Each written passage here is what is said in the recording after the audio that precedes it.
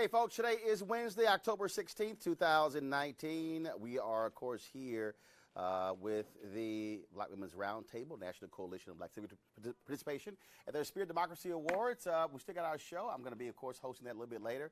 Just off the plane from Atlanta, where we had the National Minority Support Development Council. We live streamed that event today. But on today's show, we're going to talk about last night's debate. How did Senator Kamala Harris do? Clearly, everybody saw that Senator Elizabeth Warren is the front runner because they were all coming after her. And Pete Buttigieg, he decided to get a little feisty last night.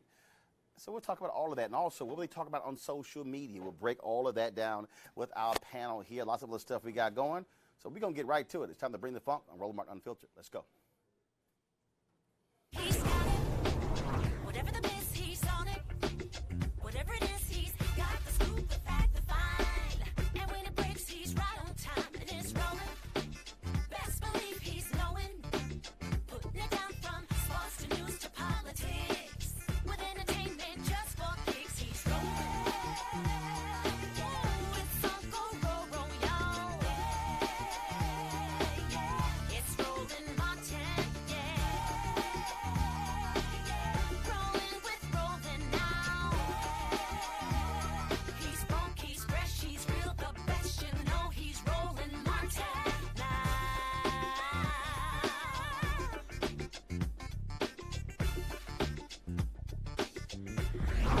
Martin. Folks, we're here at the Hamilton in Washington, D.C., where the Spirit of Democracy Awards will be taking place. A little bit later, we'll be talking with Melanie Campbell, of course, who leads the organization behind this. They got a great group of honorees, and so we'll actually be also live streaming that event taking place after this. But first, we want to talk about a number of different issues. Last night, of course, there was a huge debate taking place in Ohio. We now are seeing the real candidates. 12 people on stage, still too many damn people. 3 or 4 of y'all need to get the hell off the stage. Y'all know who y'all are. And, of course, it was lots of back and forth last night between the various candidates. Again, we are now past what I call preseason. I've always said after October 1st, that's when the real campaign begins. And so you saw that last night, finally, with all of the candidates on one stage together, debating one another, although there were still some issues that took place there that never came up. Stuff that we actually care about. Took place again in Ohio, Westerfield, Ohio, last night. And so here's a snapshot of what took place last night. Stretch a little bit. Stretch.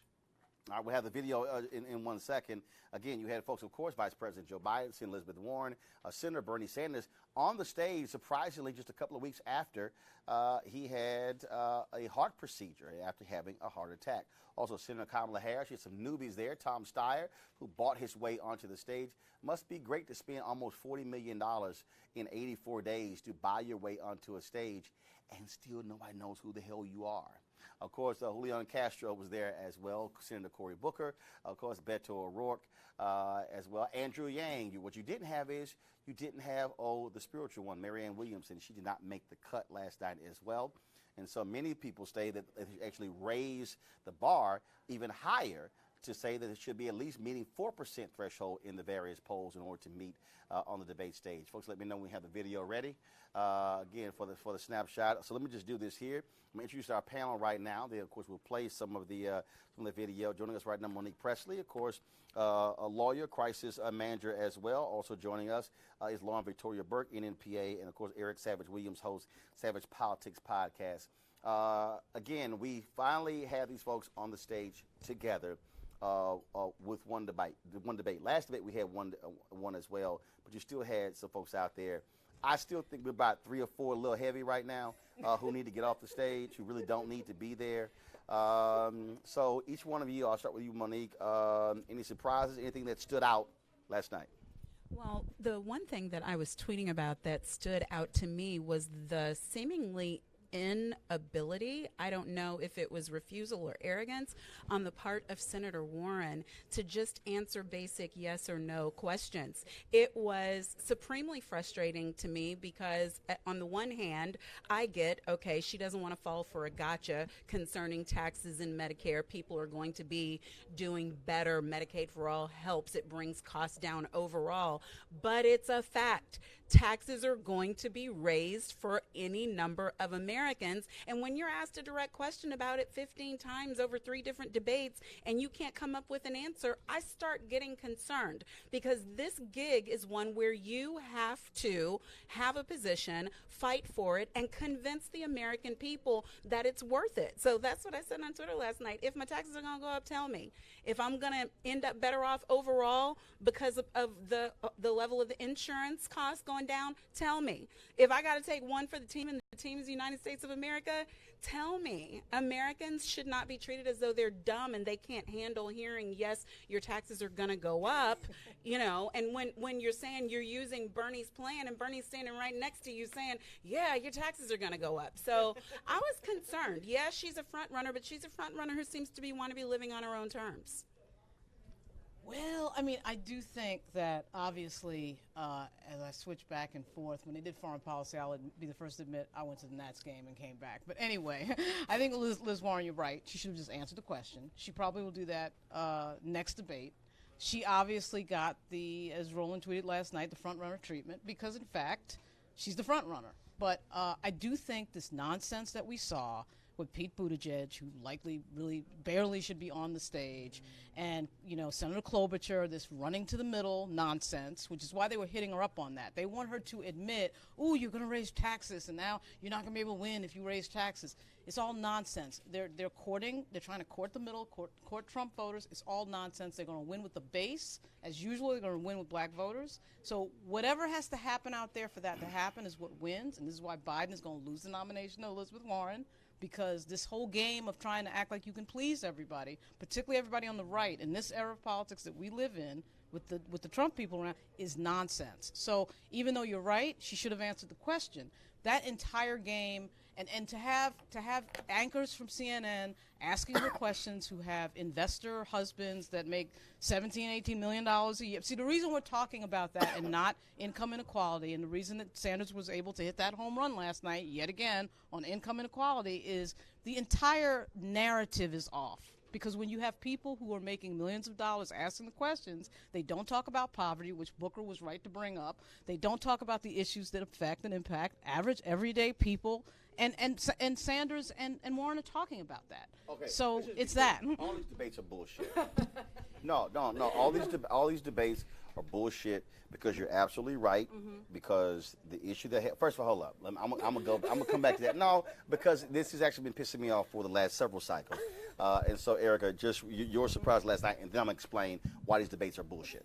Sure. Well, I agree with you and agree with Lori, what you were just saying, that we're in an existential crisis. And so for me, 3 hours of my time for the last question to be about unlikely friendships was a complete waste of time. The field does need to be clear. Who gives a shit about George W. Bush and Ellen? I'm sorry. This is a debate. Right. I'm sorry. No, yeah. I mean, I'm anyway. Yeah, that too. And then it was also an insult to the intelligence and to where we are.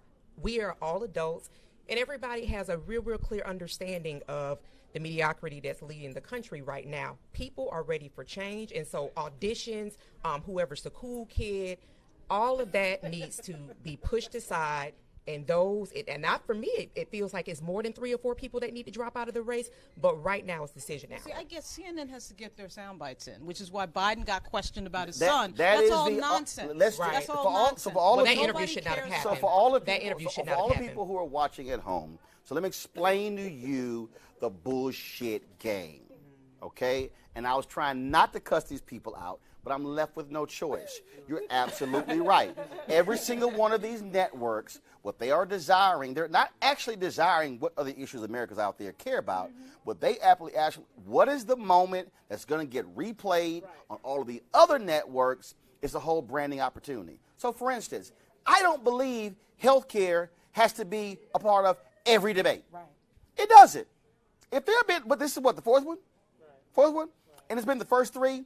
To me, you can wait for the next one. You have not had. I saw it was a tweet that was sent out by one of the voter experts. Mm-hmm. He said 31 consecutive debates now, nothing on voting rights. Right. Mm-hmm. Nothing. Right. You're right. You're never going to hear any of these people asking questions about housing. You know why? Because they're all making several $1 million. Right. So they're not going to talk about the home foreclosure crisis and how black people lost 53% of all black wealth due to the home foreclosure crisis, and what Latinos lost as well, and how these banks are selling blocks, 20 and 30 and 40,000 homes to hedge funds, and now people are renting. Nope, that's not going to come up. Right, right. And then they get accused of going off script. Right. But the only way you can talk about it is to go rogue. And I think what the candidates about reproductive rights, Cory Right. Booker had to do it about poverty.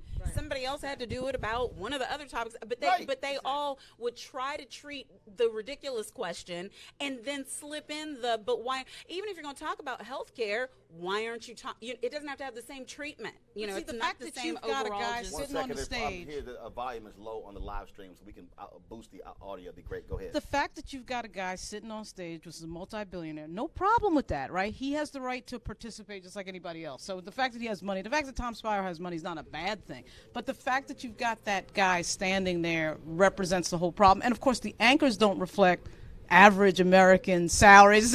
So you're going to get no questions. You know, we're sitting here with 45 million people in poverty, and you can't get a poverty question. No, you can't get a voting right question. You are never going to get a poverty question because, again, that's not going to happen. You're never actually going to get a public education question. Right. You're not going to get that. The only reason charters came up in the last debate, frankly, again, because Kansas had brought it up, and that's why I say these debates are bullshit, which is why you have different groups having their own town halls to be able to address these issues. But that is the deal, which is why you're not hearing these issues on these networks, okay? Because, and again, who's deciding it? I'm telling you, I spent 6 years at CNN.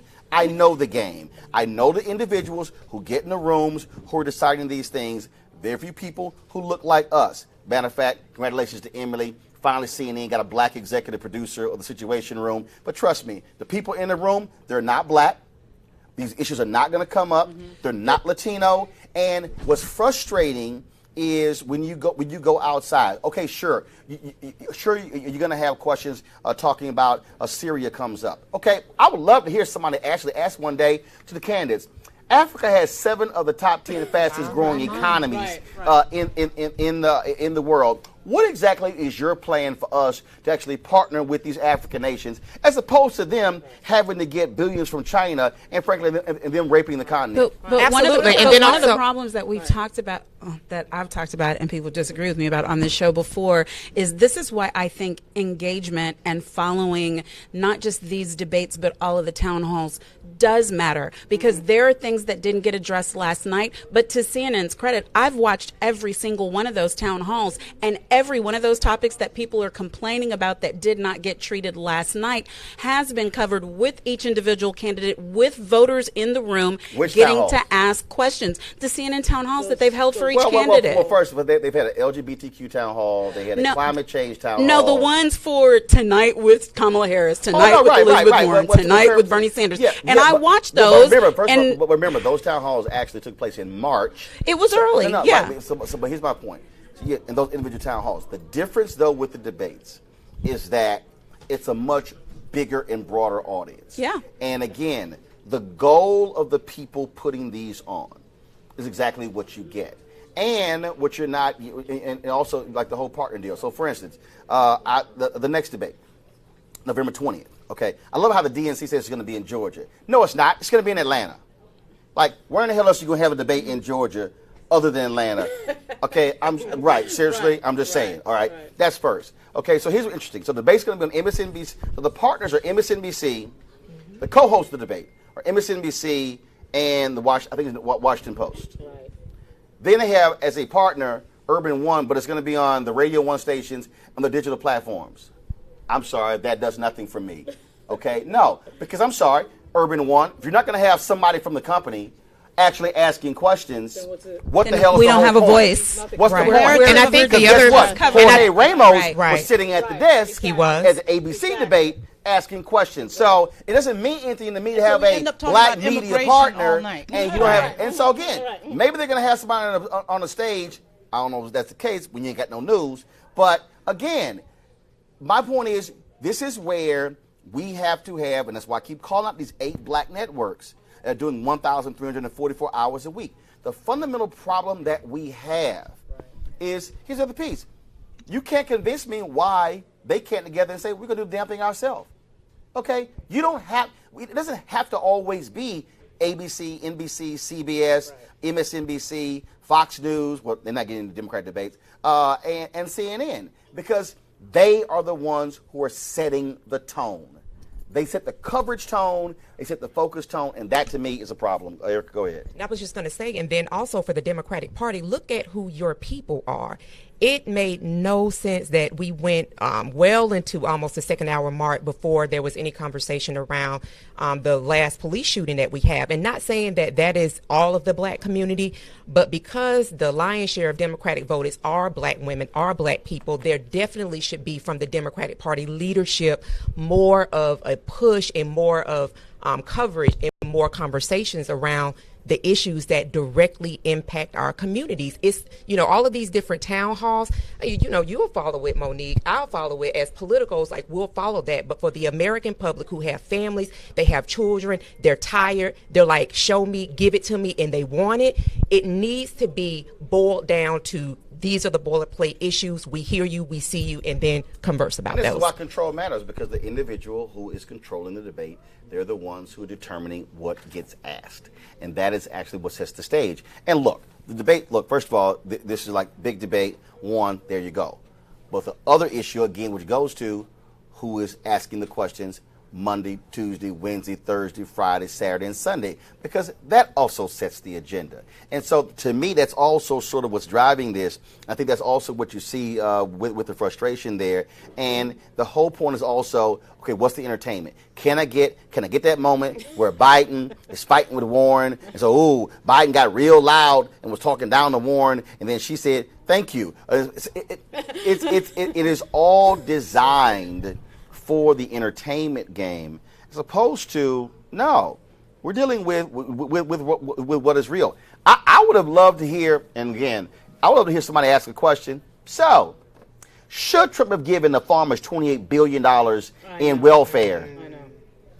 I'm going to call it welfare. Right. Okay? Right. That's free money. Right. $28 billion, which is twice as much than the bailout was. You can have a farm subsidy question all night at some of these debates. And the fact that they could talk about Syria for longer than we can talk about things that actually impact the United States of America in terms of how the money moves around, how the allocation is, whether it's farm subsidies or affordable housing or food stamps or anything like that, is incredible. And did I miss it? Did the NBA and Hong Kong and China come up? Like, how in the hell did you miss that story? I mean, it was kind of a big story in the past week. Right. No, that's right. That's right. Well, the fact that we got, 10 questions in a row about whether or not Elizabeth Warren was going to tax the wealthy, that we had 8 questions in a row about, are you going to tax wealthy people? I mean, how much of the population is impacted by that? Easy. The people who are asking the questions. Exactly. And I'm not a huge Bernie fan, but the fact that he has changed the conversation about that, I think, is really meaningful. But I got to credit some of the other candidates, too. They tried to get in there. Booker tried to get in there with some reasonable discussion about something that wasn't.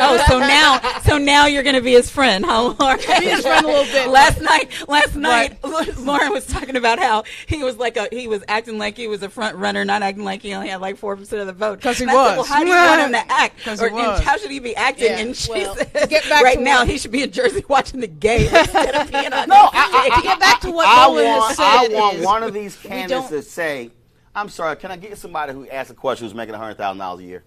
I know. How about or $50,000 a year? No, I'm just because I'm telling you.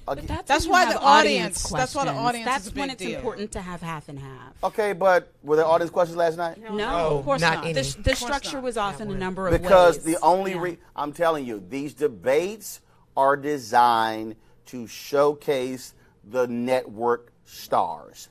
That's what they're designed for. They're actually not designed, and what they do is, it's no different than the Sunday morning shows. The Sunday morning shows are designed for somebody to say something at the other shows, other media pick up on Monday, the newspapers and the blogs and everything. It's not actually, can we talk about something substantive? You're playing to the same crowd, and that's what drives me crazy and what is frustrating, and getting to it. And again, what I want is, I want Castro to go, Thank you very much. I'm gonna talk about housing. As a former HUD secretary, Right.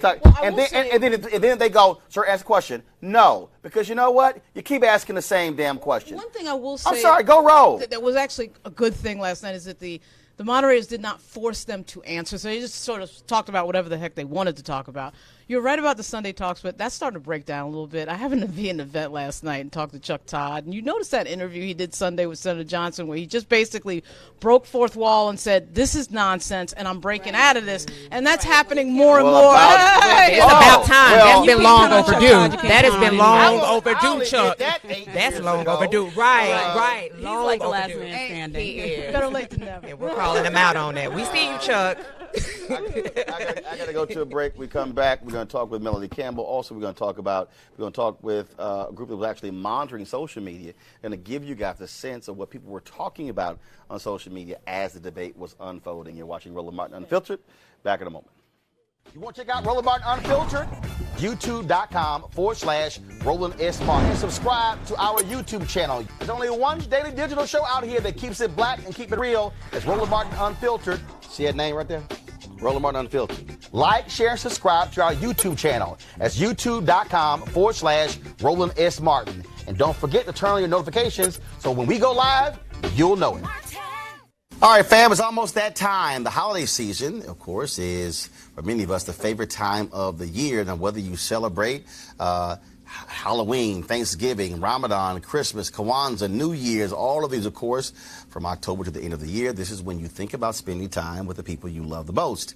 This is also the time to count your blessings and support those less fortunate and look at how you can have an impact on their lives. Well, I have the perfect opportunity for you to be a holiday hero, have a major impact on other families. Here's the deal. Right now, hundreds of thousands of Americans are sitting in jail without being convicted of a crime. Why? Because they lack the financial resources to pay their bail. Now think about it. If you are arrested for any minor offense, you'll be taken directly to jail.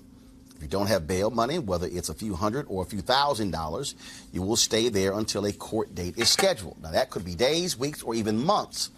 America's bail system is broken and has created a two-tier system of justice, one for the rich and one for the poor. Folks, freedom should be free. That's why the Ebony Foundation is partnering with the Bail Project and is sponsoring the Home by the Holiday campaign. With your help, our goal is to bail out 1,000 people by New Year's Day. Now, how's that for a holiday gift? A donation from you can change someone's life tomorrow, and here's why it is critical. People of color represent upwards of 90% of the jail population across the country. It ranges from 50 to 90% depending upon where you are. Of course, then when they stayed in jail, 90% of people with misdemeanors ended up pleading guilty. However, when bail was paid, 50% of the cases were dismissed and less than 2% received the jail sentence. Sometimes justice needs just us to join the fight. Folks, you can be a holiday hero by donating $25, $50 or more to help the Ebony Foundation bring our brothers and sisters home for the holidays. To donate, go to homebytheholiday.com. That's HOMEBYTHEHOLIDAY.com. And of course, the Ebony Foundation is tied to Ebony Magazine. And so we certainly appreciate the work that they're doing to assist those who are most in need. All right, y'all, 22nd Annual Spirit Democracy Awards taking place here at the Hamilton in Washington, D.C. First of all, why Melody Campbell going to give me this little bitty ass? Zoom in, y'all. Zoom in. Melody actually gave me this. Keep zooming. You can read it now. You can't even read. Y'all, keep zooming. Y'all see this little bitty ass print? No, keep zooming. That's the fault. See, we can't even zoom in anymore, and you still can't read this little bitty ass print. I'm like, come on now. I'm just saying. And so Melody Campbell joins us, National Coalition of Black Civic Participation, a couple of honorees who are with us, Christine Chin, as well as, again, hold up.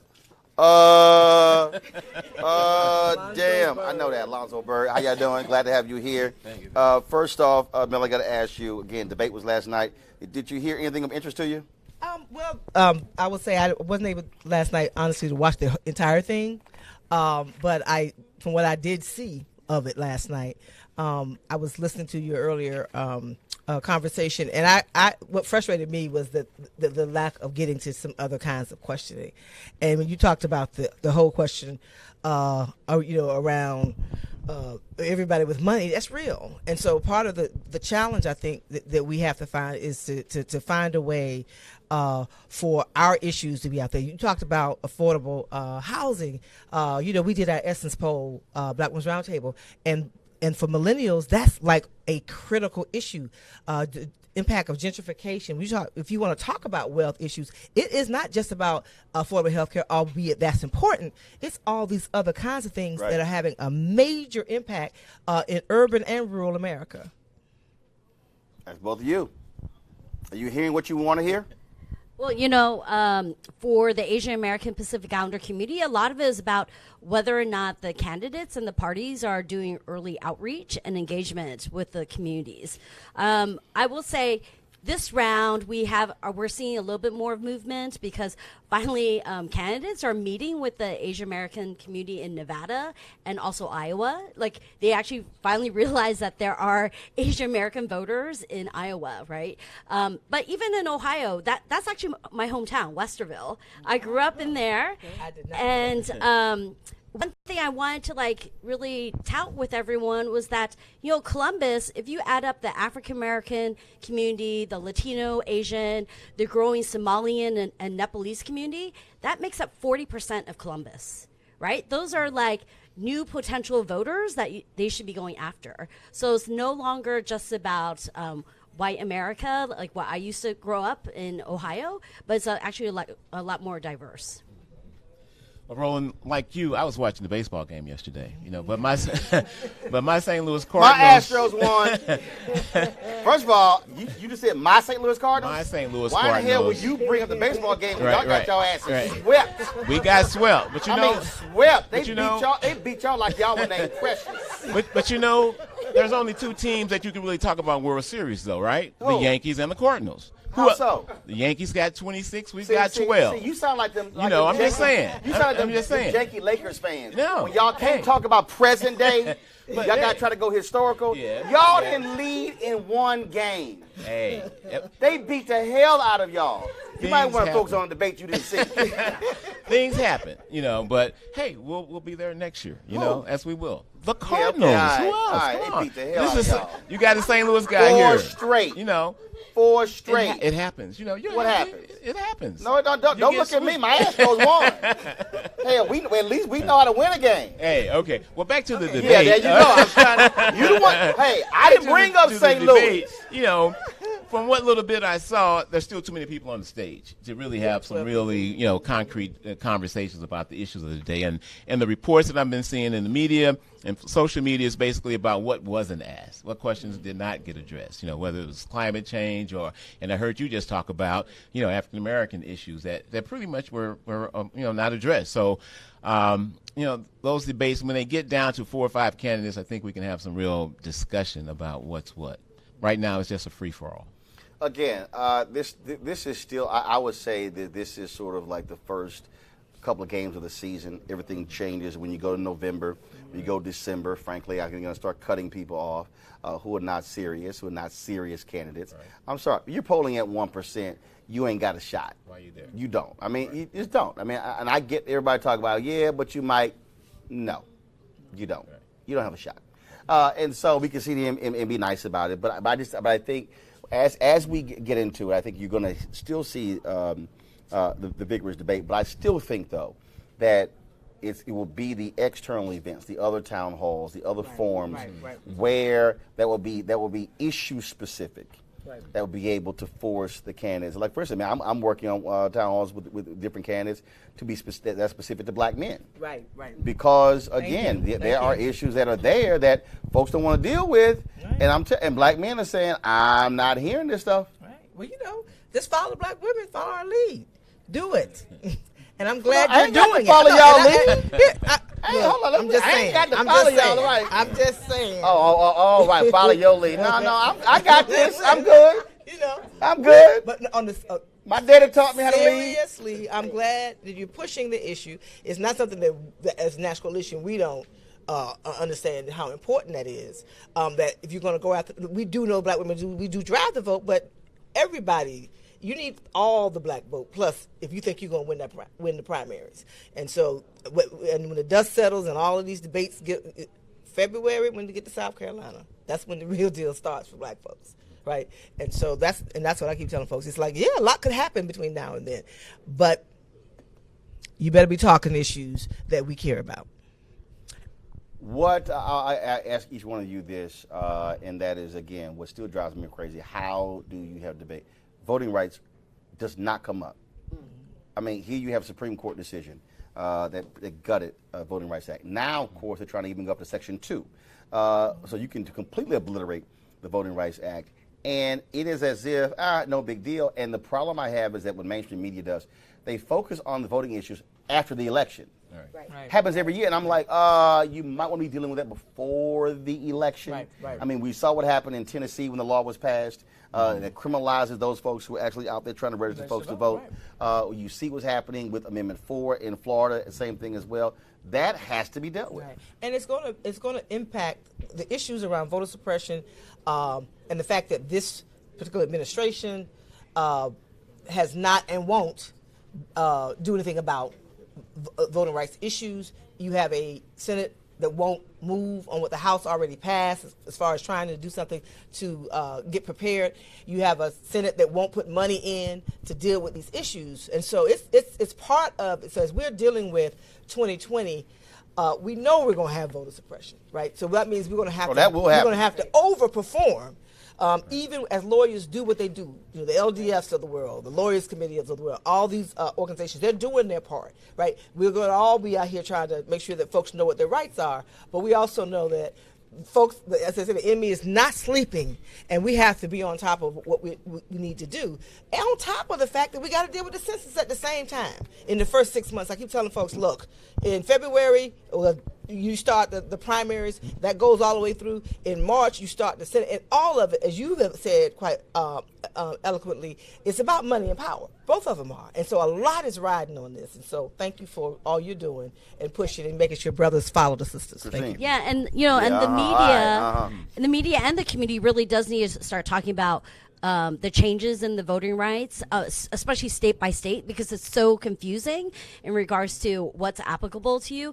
But then it's also true with the census, right? Especially, for the census, we're supposed to count everybody, right? But then for the primary, some states is like, oh, is it open or closed primary? Do I have to re-register? It's only for 18 years and older who are U.S. citizens. So we have multiple messages going out there, but it's all happening at the same time. Right. Roland, I think the basic issue is about education. What are we doing to educate our people, our young black men, on the importance of voting?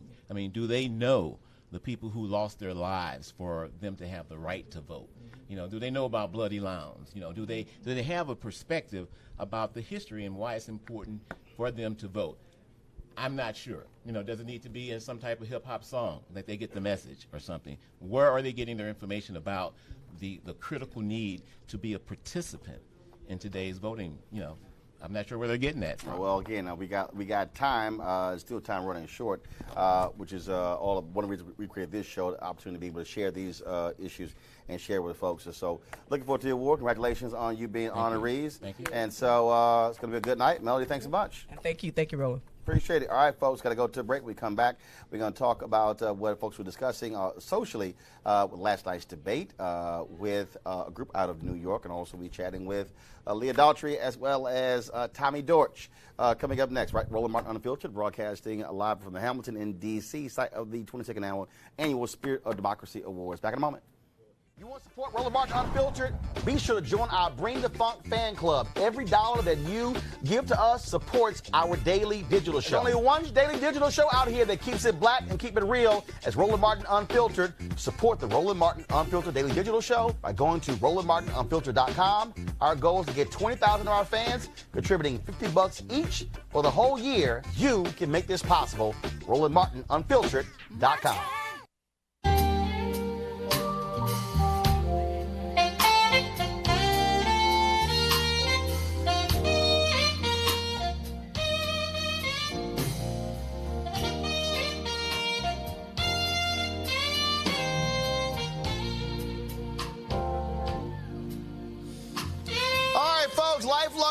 Experience taking place in Cabo, November 7th through the 11th. Of course, if you want to attend, go to luxejazz.com, LIFELUXEJAZZ.com. But if you cannot be in Cabo for those 4 days, 14 different amazing artists, then of course you could live stream it. Get your live stream pass at gfntv.com.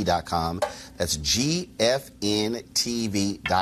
As I said, amazing artists: Gerald Albright, Alice Bouillon, Kirk Whalum, Donna McClurkin, Shalia, Roy Ayers.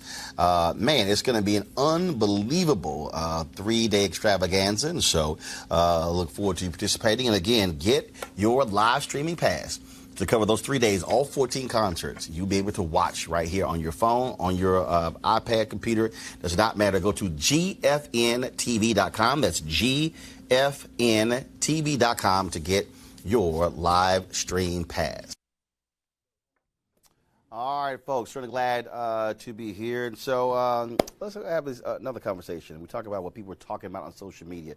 There's a group out of New York called 30dB, and what they do is they utilize technology to be able to cull all these different thoughts and responses of people and what they have to say. And so we have, of course, Howard Koshansky, President and CEO of 30dB. And so first off, Howard, what is 30dB?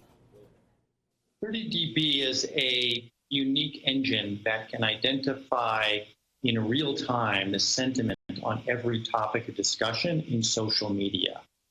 So we have a very unique ability to understand what is trending, how public opinion is being shaped by the different events of the day. And we've also seen a very high correlation to predicting elections based upon discussion in social media about a candidate. All right, so let's talk about what you found last night. Which candidate's Twitter handle really got the most reaction or attention?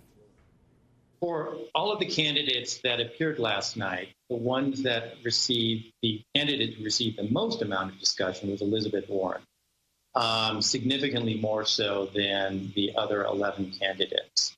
Of the discussion around the hashtags for the individual candidates and the Twitter handles for the individual candidates, Elizabeth Warren received over 16% of the total discussion. Bernie Sanders came in second with 11.7%, followed by Pete Buttigieg at 11.4%. So who got the most positive opinions? As far as the percentage of positive opinion on the various candidates, there was a shift in the overall results. Bernie Sanders and Andrew Yang actually received the most positives, coming in at 69% each positive for the candidates. Interestingly, behind those two was Cory Booker at 68, Julian Castro at 64, Amy Klobuchar at 63%. But it's also important to understand the volumes because there was a very significant statistical sort of break in those that received meaningful amounts of opinions versus those that did not. You also looked at sentiment drivers. Exactly what is that and which candidates were really driving that issue last night? So in analysis of the sentiment drivers themselves, it's what we're able to do is identify both the subjects that people talk about in conjunction with each other candidate, as well as the sentiment expressions that they use to convey their opinions. And so, for example, in just looking at discussion about Bernie Sanders as of midday today, the Squad's endorsement of him is dominating the discussion around Bernie Sanders.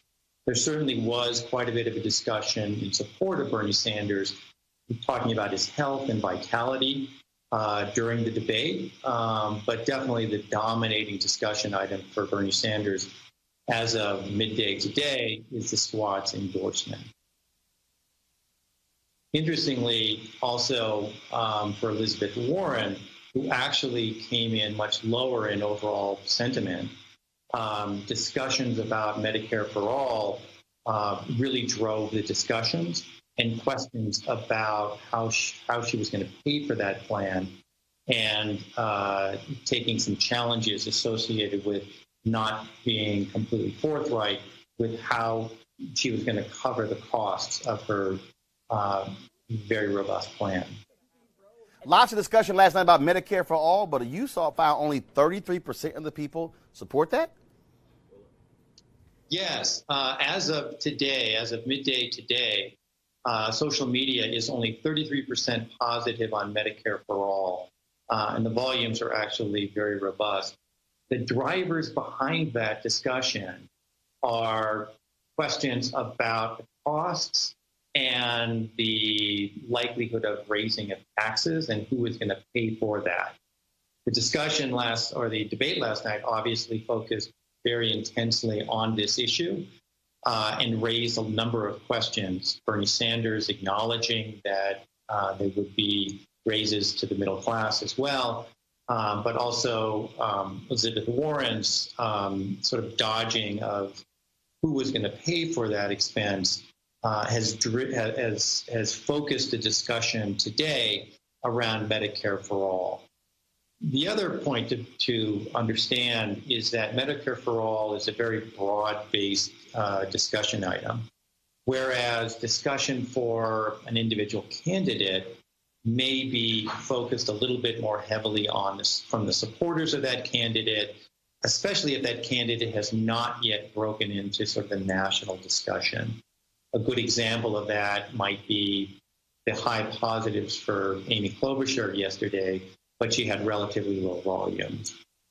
In comparison, looking at Medicare for all, that is a topic of discussion that is receiving a lot of discussion across the spectrum of all voters that are out there today. And as our results show as of today, and these are for today, the discussion is actually more negative because of the question of cost associated with the program.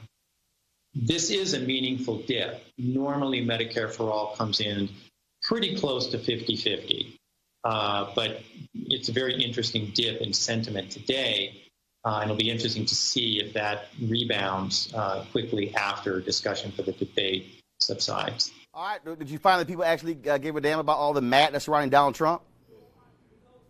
So in looking at results for Donald Trump, we find that analysis of his Twitter handle, @RealDonaldTrump, is the most accurate predictor of how people vote.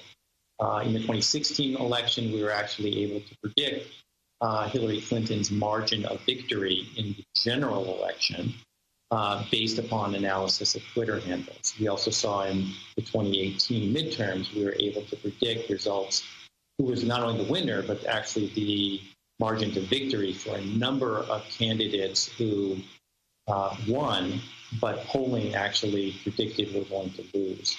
With respect to Donald Trump, what we're seeing today is a dip down in negatives. He is currently at 33% positive for his Twitter handle. And the discussion is really focusing around the three major subjects that you raised: impeachment, and obviously Ukraine associated with that, and then the activities in the military withdrawal in northern Syria and the impact on the Kurds and the sort of Russians moving into that space. This is a meaningful drop in positive discussion for the president. We normally see that sentiment for his Twitter handle hovers relatively close to where the overall sort of approval ratings are, in the sort of low 40s. But this is a very meaningful drop in discussion because of the discussion around these three primary areas. So last question, can you, based upon the research, studying social media, studying with all your algorithms there, can you predict who will win the presidency in 2020? We will be happy to do that once we are able to sort of get into a head-to-head comparison. Right now, we're focused obviously on looking at the individual candidates. As you've seen from the overall sentiment as of this morning or as of midday today, all of the Democratic candidates fared better than where Donald Trump is as of today. Obviously, there's a long way to go before the election, but we're pretty confident that if the results hold consistent to what we've seen in elections, we'll have a very, very good handle on who will likely be our next president. All right, Howard, 30 dB. I appreciate it. Thanks a lot. Thank you, Roland. Appreciate the opportunity to be on. All right, folks, and so we'll be going back to 30 dB after each one of the debates to get a sense of what's happening there on social media. All right, let's go back to our panel here. So let's talk about this here. So I landed about 4:30, raced over here, and I am listening to Sirius XM, and apparently crazy land was happening at the White House. And so apparently the orange one was meeting with Democrats and Republicans over this whole Syria issue. And a fool showed up. And in fact, he literally, okay, this was nuts. He literally walked around and passed out a letter that he sent to the Turkey president. Okay, I swore. It says, "Boy, quit playing, boy." I swore this was from The Onion. Okay, y'all, I'm gonna read. This was sent October 9th. Wait, this is real. Y'all, it was like SOS.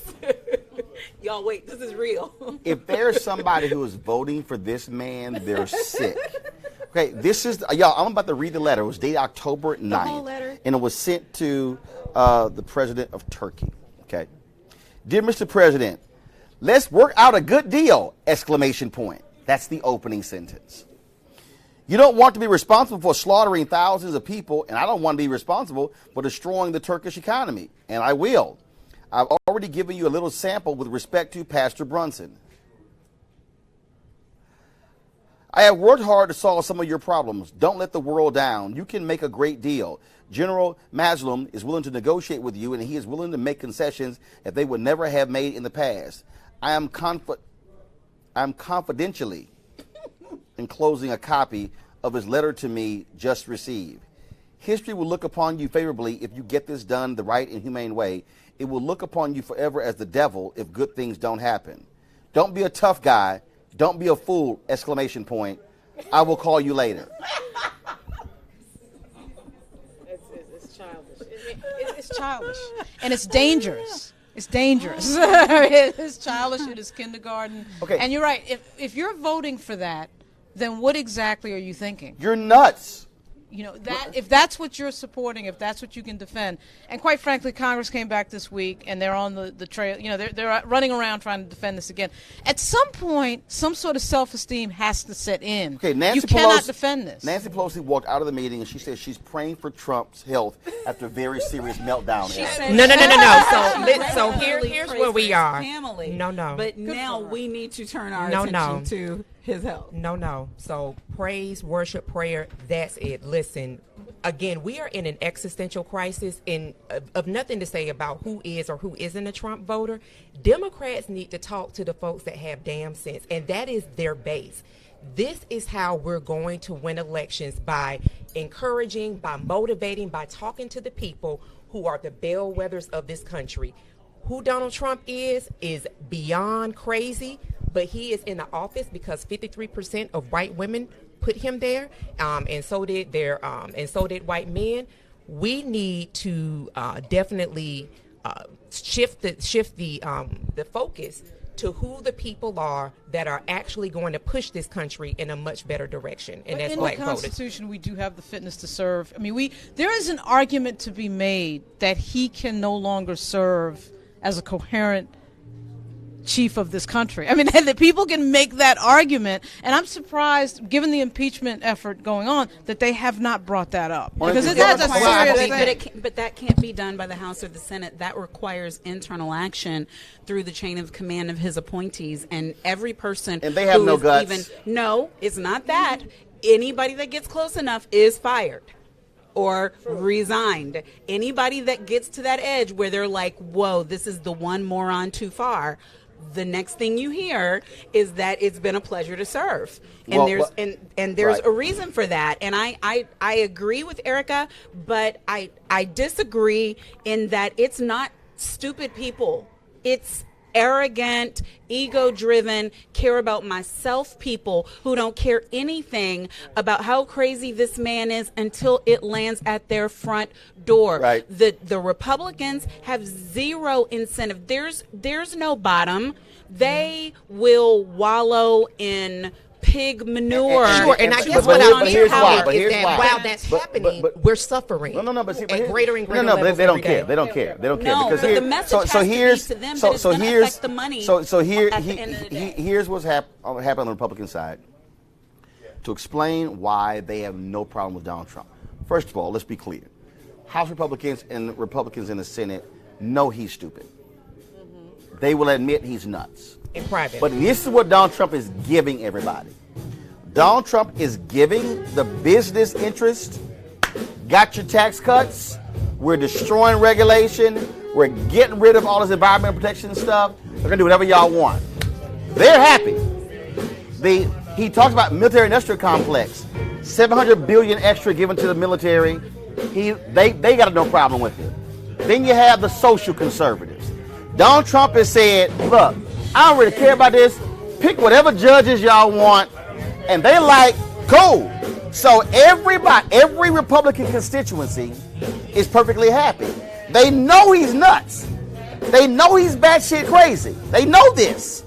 But their whole deal is, we getting what we want. Say, dog, we good. But that's not the broad majority of Americans. Like, that's the point that needs to be drilled home, right? So that, except for those people that are in that class, everybody else is going to suffer substantially. And now They don't care. Right, but they need to. They don't care. But they need to. No, they have no problem with 4 more years of this. Mitch McConnell, and this I'm telling you, all you punk ass Democrats, y'all need to understand the court system. I keep saying this, and Republicans vote because of the courts. And all these Democrats get on my nerves not understanding what's going on here. They have no problem with 4 more years of Trump and Republicans running the Senate, because at the end of 4 more years, if he wins, they will have likely appointed upwards of 500 federal judges who will be there for life. And none of them are old. None of them are they old. are 35 to 40 years Yes. old by design. And so all y'all sitting here like, oh, I like the tax cut. But the people who've been ruling on civil rights, on the environment, on all these issues in the courts, that's what we're dealing with. And Democrats better start stressing the courts, because trust me, Republican voters know exactly why they're supporting this guy. And that's why they don't care. They will take madness. They will take all of his nuttiness as long as they got the courts, as long as they can control the financial sector and get rid of any regulation, and as long as the military folks keep sending all that defense money, because we're all happy. That's what's going on here. And in the areas which I don't know if people know, but like the District of Columbia, where highly liberal of color district, in the areas where they can't get in judges that they want, that they think can be approved, they're holding up the nominations. I have people I know personally who I graduated from law school with, who when the White House runs out of time for approved candidates, then it's the DC Superior Court Board that gets to nominate, and those nominations have been lying vanquished in flux for over a year now. Yep. So there are openings on the federal bench for DC, there are openings for the local bench for DC, and there are qualified candidates who have been fully vetted who have not gotten a hearing. Right, So, and they're not going to get that shot. Yes. All right, folks, got to go to a break. We come back. We're at the 22nd Annual Spirit Democracy Awards. We come back, we'll talk with Leah Daltrey, Reverend Dr. Leah Daltrey, as well as Tommy Dortch, 100 Black Men. Right here, Roland Martin Unfiltered. Back in a moment. You want to check out Roland Martin Unfiltered? YouTube.com/Roland S. Martin. And subscribe to our YouTube channel. There's only one daily digital show out here that keeps it black and keep it real. It's Roland Martin Unfiltered. See that name right there? Roland Martin Unfiltered. Like, share, and subscribe to our YouTube channel. That's youtube.com/Roland S. Martin. And don't forget to turn on your notifications so when we go live, you'll know it. You want to support Roland Martin Unfiltered? Be sure to join our Bring the Funk fan club. Every dollar that you give to us supports our daily digital show. There's only one daily digital show out here that keeps it black and keep it real as Roland Martin Unfiltered. Support the Roland Martin Unfiltered daily digital show by going to RolandMartinUnfiltered.com. Our goal is to get 20,000 of our fans contributing $50 each for the whole year. You can make this possible. RolandMartinUnfiltered.com. All right, folks, Roland Martin, and welcome back. We're at the 22nd Annual Spirit of Democracy Awards, and so we're going to be, of course, the program is going to be starting. In a few, I'm going to be co-emceeing the event again this year, and so we look forward to that. We'll be streaming the whole event, and so we're looking forward to that. Right now, though, I want to chat with a couple of folks who are not newbies to this. Of course, the chair of the board there, Tommy Dorch, 100 Black Men out of Atlanta, and also Reverend Leah Daughtry here, a longtime top official with the DNC. Glad to have both of y'all here. So, Leah, I want to start with you. We had a debate last night, and the thing that, so this is, like, I get the whole media deal. I believe the DNC needs to take more control of these debates. And the reason I'm saying that is because it drives me crazy literally hearing the same issues every single debate, and it has to be broadened to speak to what's really happening out here in the country. I agree. And, first of all, it was maddening to me that we spent how much time on Medicare for all. We keep talking about it. I don't know that anybody's position is changing. Or and again, we showed the social media deal. 33% of the people on social media think positively about Medicare for all. Okay, I'm just saying. Most people don't even know what it means.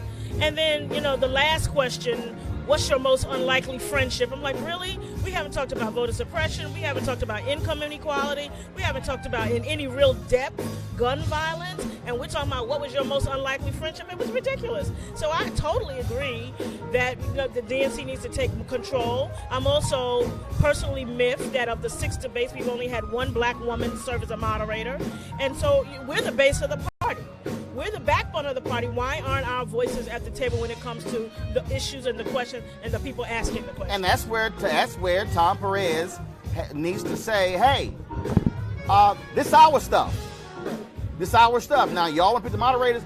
We better see some people of color there, absolutely. I think also is we shouldn't wait for them. We should have our own party, and they have to come to our house. They have to come to our forums, because right now, the format really is just one of talking heads.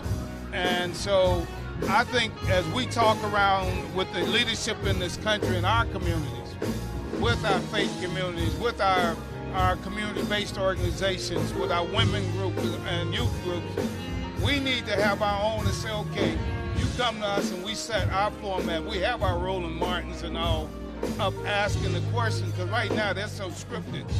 And the other problem is so many people in the room, I really won't really take it serious until sometime in 2020, because with all of this going on around the country, the party ought to have separate, you can have the televised piece, but you ought to have the community groups coming together in those communities and having those sit-down forums and conversation. Because for me, what are you doing about the prison industrial complex? What we've been doing with the 100, trying to address all these challenges of locking up our young boys and locking up all these black men, and then taking away their rights to vote and to participate in the true democratic process. The other issue, education. Education is a wreck in this nation.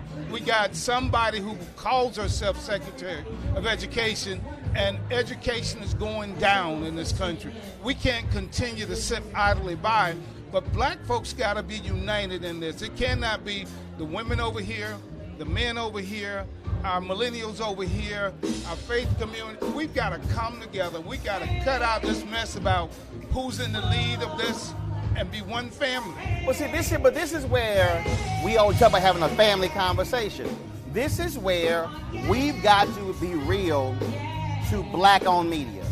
Right. We gotta say to BT, Her, TV One, Clio TV, Aspire, Revolt, Bounce, and Own. Right. Damn it, we can't be laughing all day. There you go. Okay, you cannot tell me why the 8 black networks can't take off one damn night for entertainment. Like one.